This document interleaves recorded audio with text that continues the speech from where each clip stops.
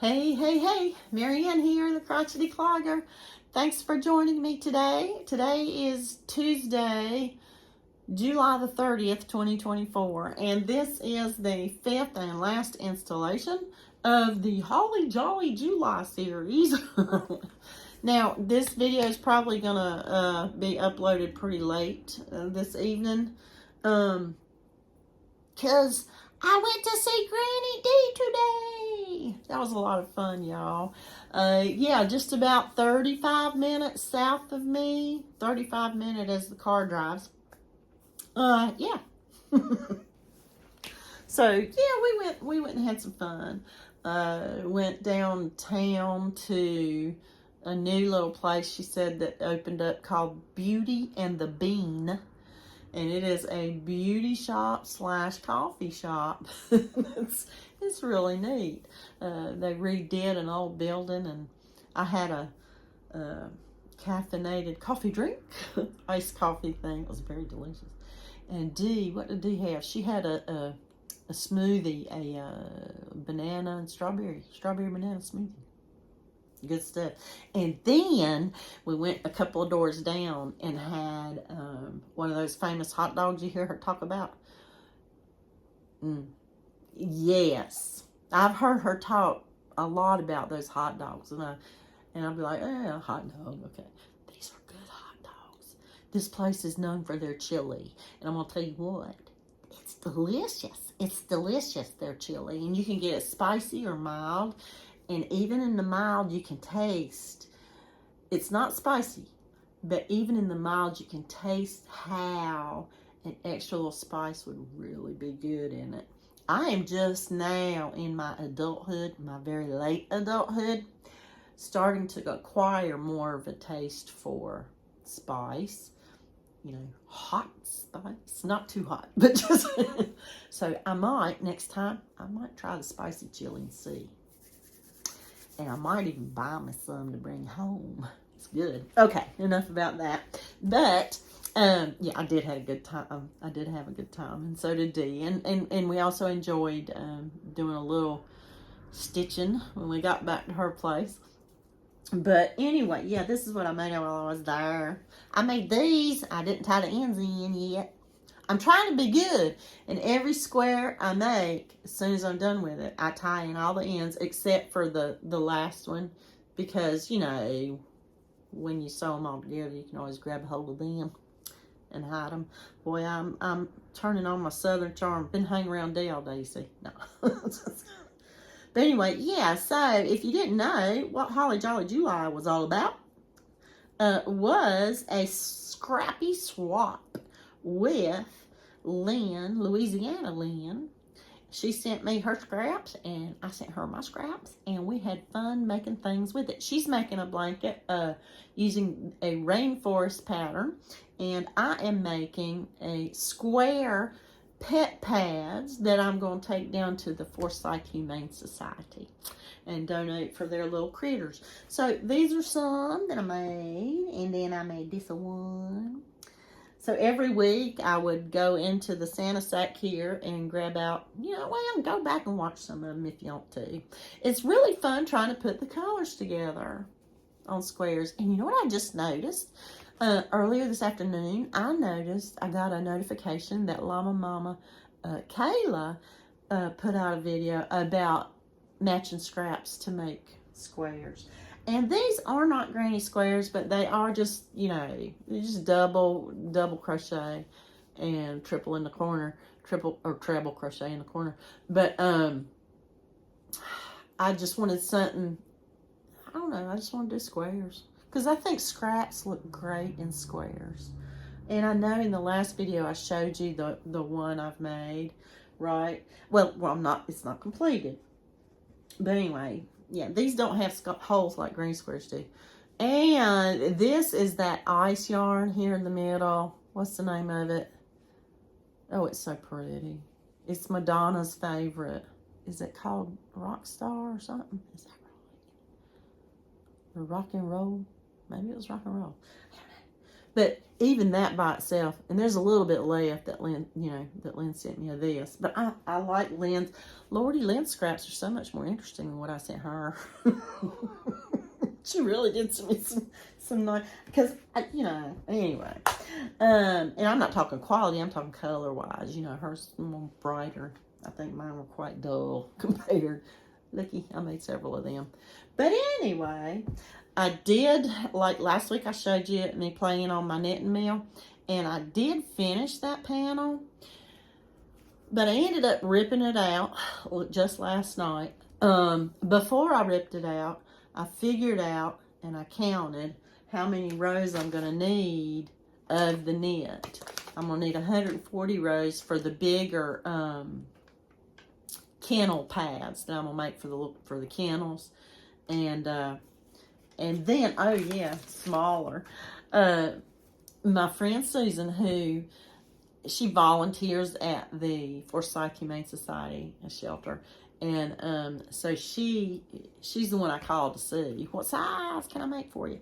Well, she ended up making my Maxie cat. Look, she ended up making a little pad for him too. Look, and she said this was just like scrap fabric that she had. And it's a small, and she said this one is the perfect size for the cardboard boxes that they use for some of the little kitty cats. And the one that I am currently making is a 30 by something or another, but that's for a bigger, like a bigger kennel. And then to have this is good to know, though, how many I'm going to need. These will be a whole lot real quick to get up. Oh, and as far as the knitting mill goes and the panel, I need to practice more and find out how to bind off. That's the word I couldn't think.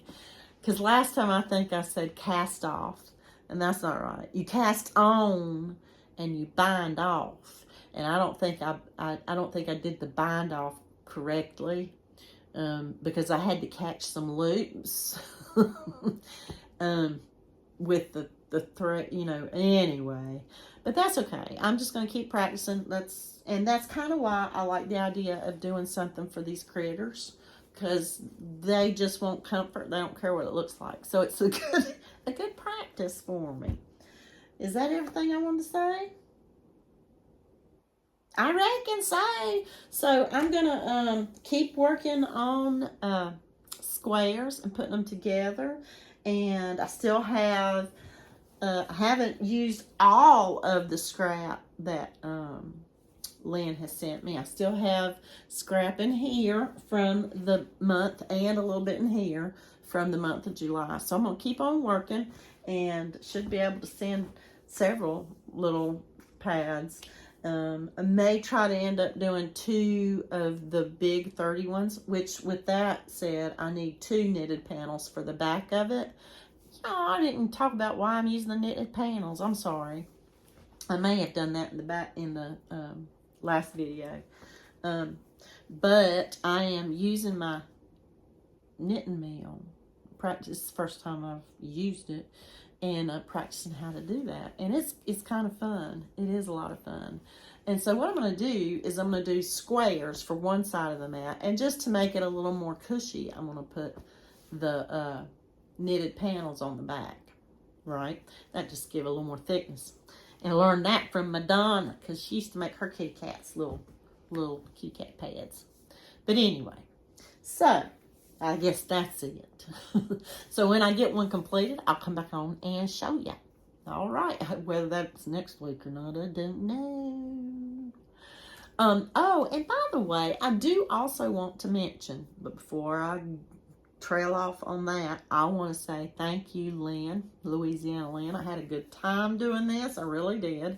I like the surprise of pulling out the different scraps of color, and I like putting colors together. It's fun. It's just a lot of fun to see if it'll work or not. And there's always color combinations you like better than others, but when it all comes together, it's just a kaleidoscope of whatever you're making of many colors. I like it. Now where else was I going? Forgot what I was going to say. I don't want to do that. Oh, I think I'm actually going to want to do this again. I don't think it'll be a monthly thing, but I guess when I get up enough scraps just to pull out some random colors, and I don't know, I'm gonna maybe somehow keep doing that. And I guess that's it. So, God, there was something else on my mind. I know what I wanted to tell you. Okay, if you didn't already know, I do enjoy making row counters and stitch markers. And I do have an Etsy shop by the same name, The Crotchety Clogger.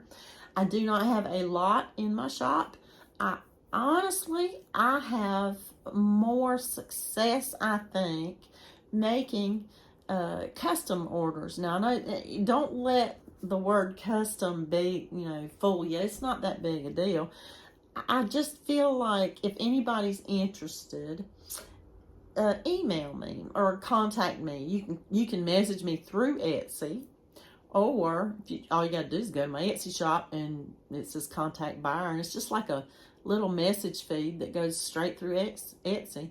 And they, when I message you back, it always alerts you through your email, or it does me. So when somebody messages me, I'll get an email, and same in reverse. When I message you back, you'll get an email. Yeah, if there's any specific colors that you might like for an abacus style row counter, let me know your colors, your favorite colors, and I'll use those colors for the beads. If there's specific charms or anything that you like, I got a lot of charms. I may actually have it, you never know. And I don't mind trying to find a charm. And I try to keep the cost for each abacus style row counter with 10 beads. I try to keep the cost around $15. And also enjoy making stitch markers. So, if there's something you want special, let me know. And nothing wrong with communicating, right? So, in the interim, hopefully I will get a few more things in the shop. What I do get in there, I end up selling within a couple of weeks. So, I'm happy. It's just that it's hard for me to find the time now that my husband and I have more responsibility with the family. It's hard for me to actually sit and find the time to do that. It's easy for me to take my crochet, where I need to go and do it. It's a little harder to take my beading. That'd be too much stuff. Anywho, now I've talked enough, don't you think? Okay. I loved spending my day with you today, Dee, if you watch this. And again, thank you, Lynn, Louisiana Lynn. We're going to have to do it again next year, okay? I wonder if I'll even... You know what? I'm figured I won't have enough scraps. I'm crazy. I'm always the one that's got to end up worrying. Yeah.